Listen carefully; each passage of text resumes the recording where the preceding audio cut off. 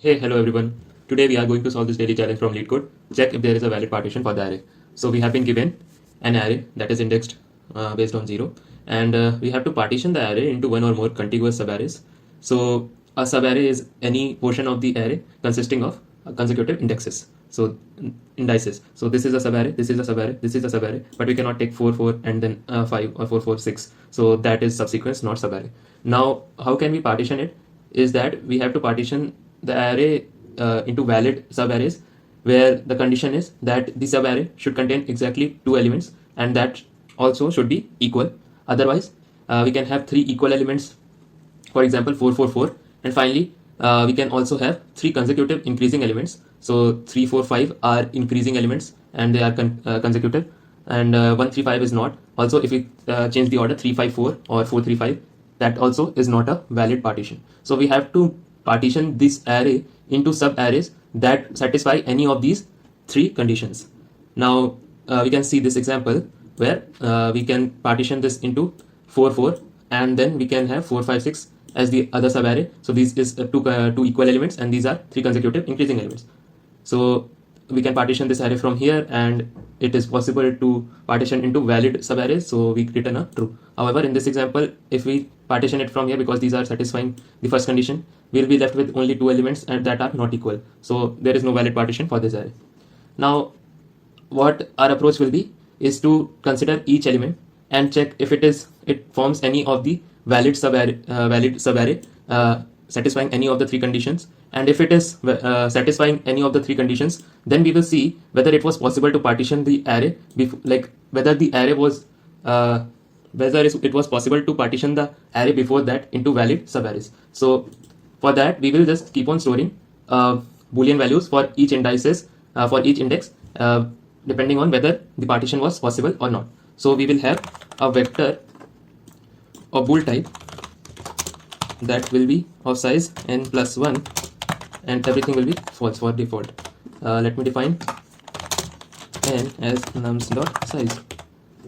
Now anything before this index, like this index, is valid because an empty array is always valid only. So what I am saying, like the indexes we will be considering for this DP are 1 based index. So before this we will have let me write an example here.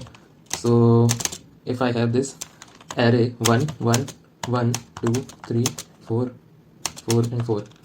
Now we will start from here and mark the DP 0 as 1. So what I'm trying to say is anything before this is valid. So we have marked this 1. Now we will come to this index and we will see that this is a single element, so it does not satisfy any of the 3 conditions, so we will fill 0 here. Now moving on, we have 1. Now this subarray satisfies our first condition, that is 2 equal elements, and if we take out this partition, is the array before that valid? So there is no array left before that, and we had marked 1, that is why, and so our result becomes 1 here. So we can partition the array from here, saying that everything before this can be partitioned into valid subarrays. Now we come to this index, we see the first condition is satisfying. However, we are left with only 1 element and we cannot partition the array from this index, so this condition fails. Now we check three elements, these are all also equal and satisfy the second condition, and if we take out this partition, the array remaining is valid. So we'll just say that partitioning from here is also valid. So when I say partitioning from here, I am trying to say that I'll partition this array from here. Now moving on to 2. So 1 and 2 are not equal, then 1, 1, 2 are not equal, neither they are increasing. So here all the 3 conditions fail, so we cannot partition and we will just mark it 0.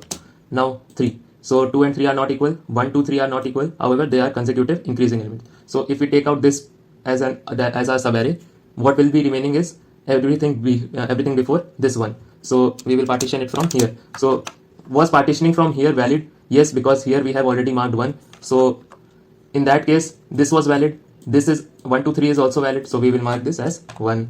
Now moving on to 4, we have 3, 4 not equal, 2, 3, 4 not equal, but they are increasing, so this forms a valid subarray. Was partitioning before that valid? Yes, because we have a 1 here, so we will just mark 1, so we can partition it from here as well.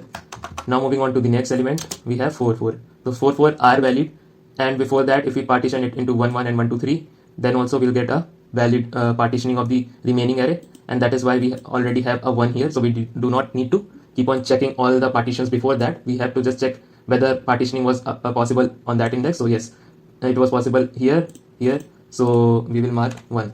Now finally we have 4 4. So 4 4 can be partitioned because here it is marked. Other than that, 4 4 4 can also be partitioned because here we have 1. So we can partition it from here also.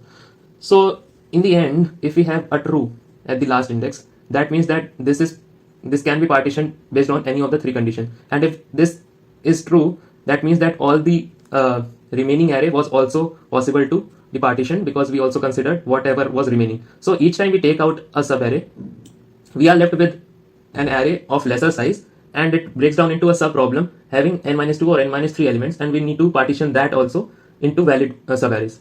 Now that is marked based on this dp. So this is our approach. Now as I said that for an empty array we'll mark our dp as 0. So dp 0 is true. Next, so for the first element it will be false itself, because yes, one element cannot satisfy any of these conditions, and we have that by default false itself.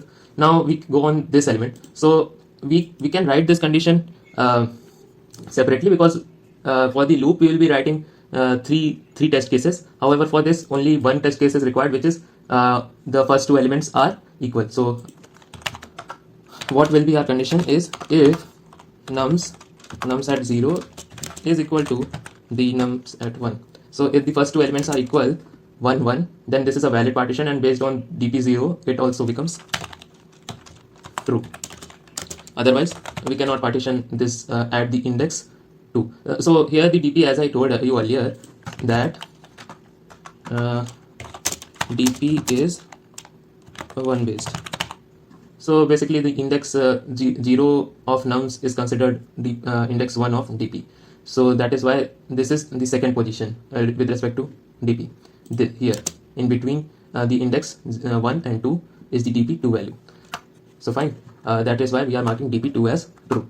Now we will start with our iteration from second position, like second position of the nums. So 0 we have already considered, that will be false. 1 we have considered based on whether they were equal or not. Now we move on to the second element. So we will start from second and go up to the end, and yes, now inside this we will have 3 conditions that are 2 equal elements. So 2 equal elements means if nums at the current position is equal to the nums at I minus 1 position. So if these 2 elements were equal, what we will say is dp at this index plus 1. So we are doing it 1 base. So every time we are at ith index, the dp that we have to consider is 1 index more than that, will be whatever is the value of this index, this dp, or whether partitioning was possible at I minus 2 index. So if we are here, suppose here this condition is satisfied, so this condition, the first clause gets true. However, what about whether we were able to partition it for the array up till the index I minus 2? So that becomes 0. So it was not possible, so we will consider that. So I minus 2 becomes I minus 1, because we are increasing one index in the dp. So dp I minus 1, and that is it. Now we go to the second case, that is 3 equal elements. So if nums at I is equal to 1 index prior to that, and also it is equal to 2 index before that, so I minus 2 also.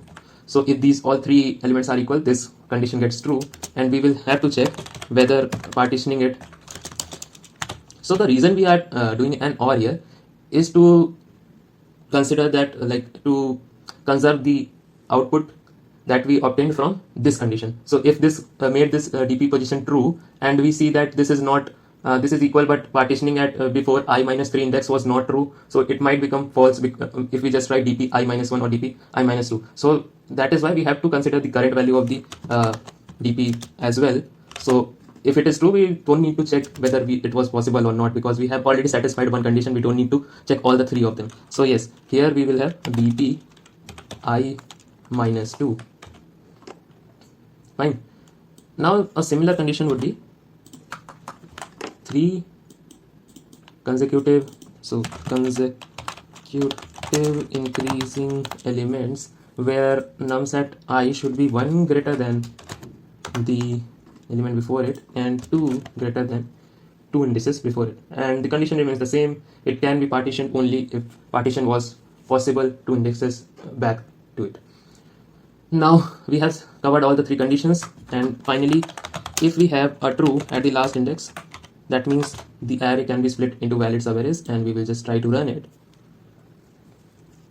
Okay, that passes the test cases. Let's submit it.